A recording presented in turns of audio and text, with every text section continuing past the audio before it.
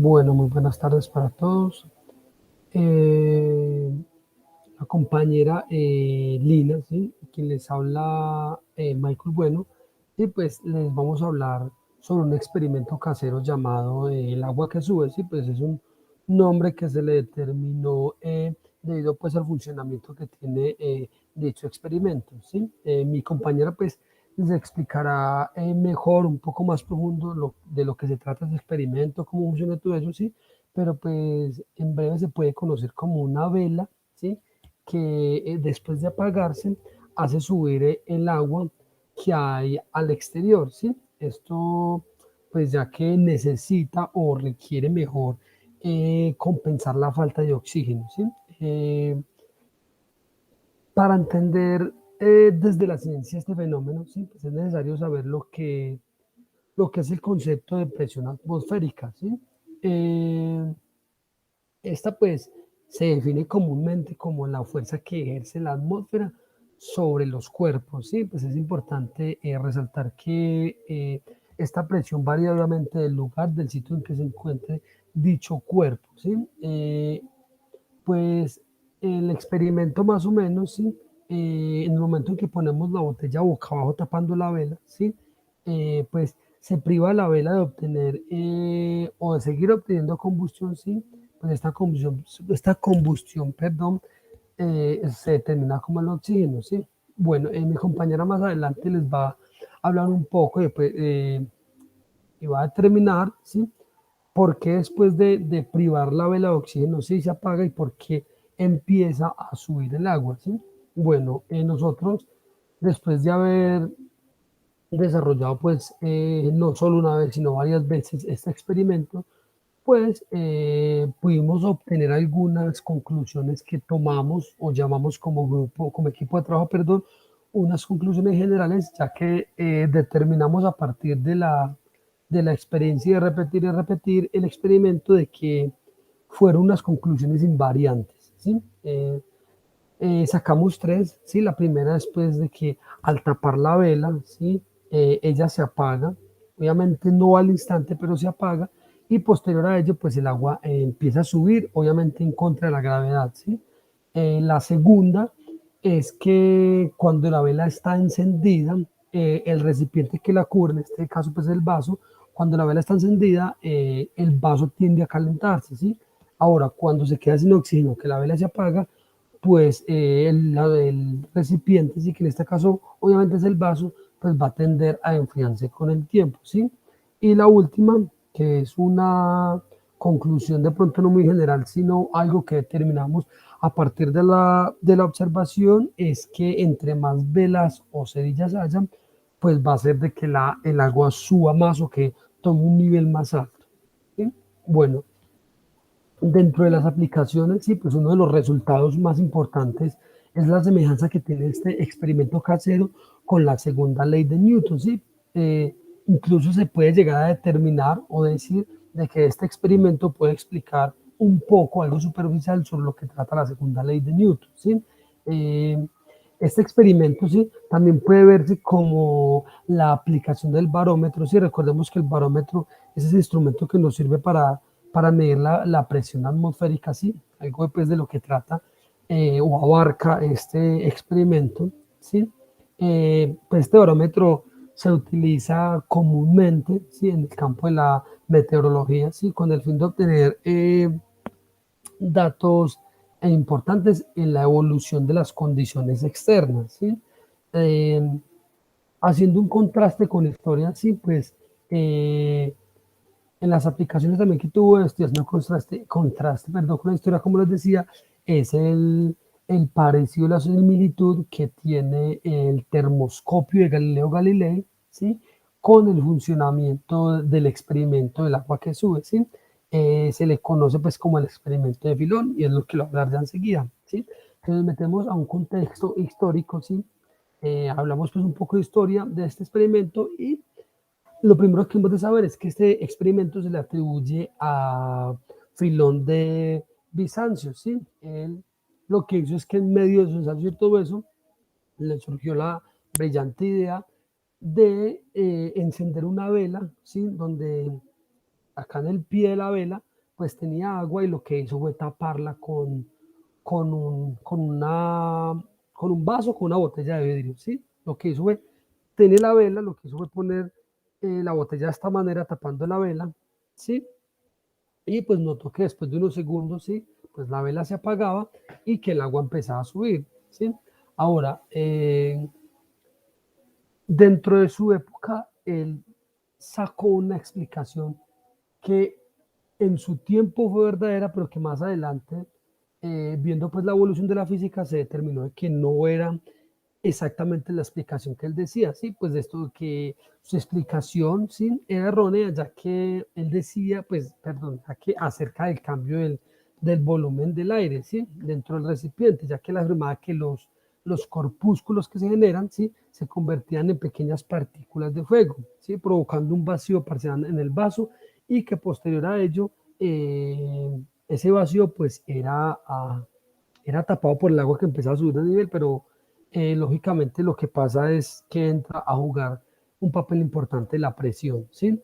Eh, Otros colaboradores y que fueron muy importantes en la elaboración de este experimento fueron Herón de Alejandría, pues que fue el posterior al primero que fue Filón de Bizancio, sí, que fue Filón de Bizancio. Luego, pues estuvo, como les dije, Herón de Alejandría, estuvo Galileo Galilei, y posterior a ellos, pues estuvieron otros personajes que poco a poco fueron evolucionando este experimento que a ciencia cierta y al principio no se veía como tan importante, pero que desde allí se pudieron evidenciar ciertos principios de otros temas y otros experimentos que nos ayudaron pues a conocer la física que vemos hoy en día. Esto es lo que teníamos preparado. Ya mi compañera Lina les va a hablar un poco, perdón, un poco más profundo de lo que fue el experimento y algunas determinaciones que se llevaron a cabo.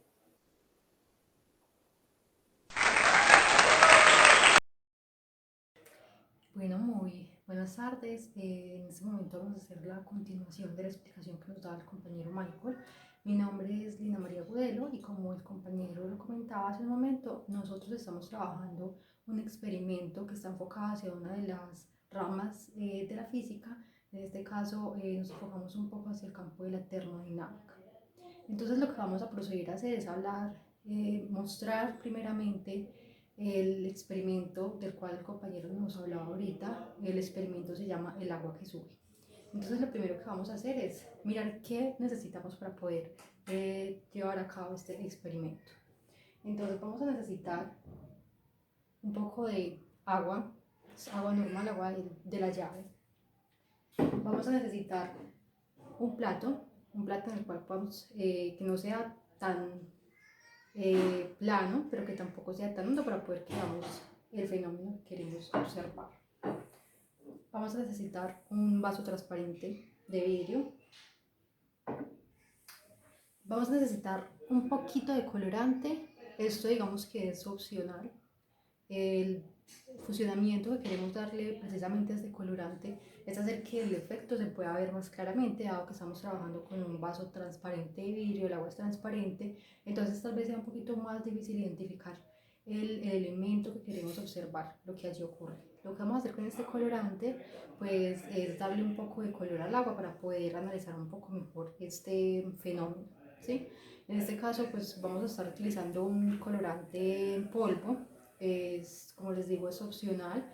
En caso tal de que no tengan un colorante así, pueden utilizar cualquier otra sustancia que les ayude a proporcionarles el color al agua. Puede ser incluso frutiño o algo que tengan a la mano en la cocina que les ayude a darle un poco de color al agua. Eso va a ser muy útil en el caso de que lo puedan aplicar.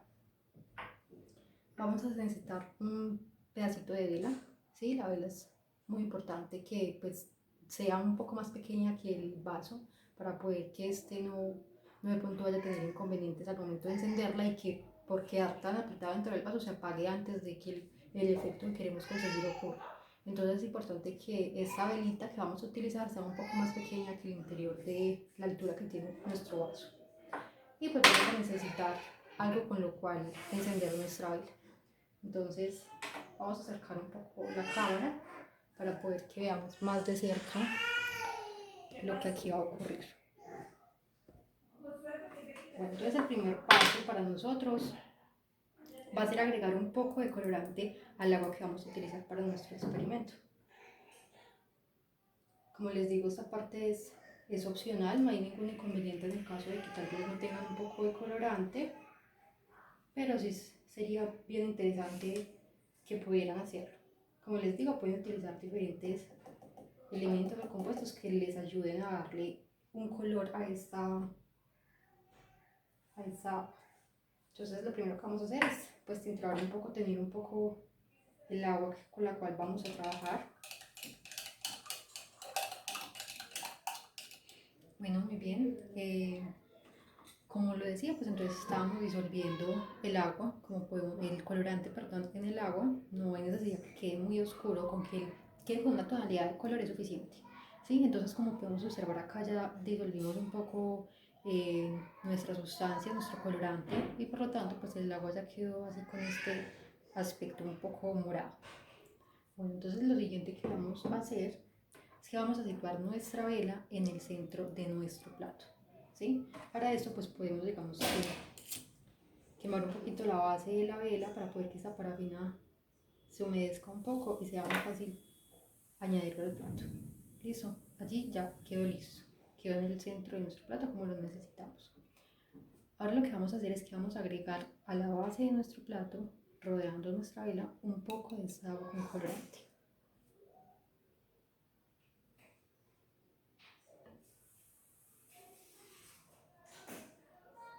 Como les digo, solamente un poco, no hay necesidad que el agua haya quedado con un color muy fuerte, con que se pueda diferenciar del transparente del vaso, es suficiente. Entonces vamos a acercar un poquito más. Lo siguiente que vamos a hacer es que vamos a encender nuestra vela.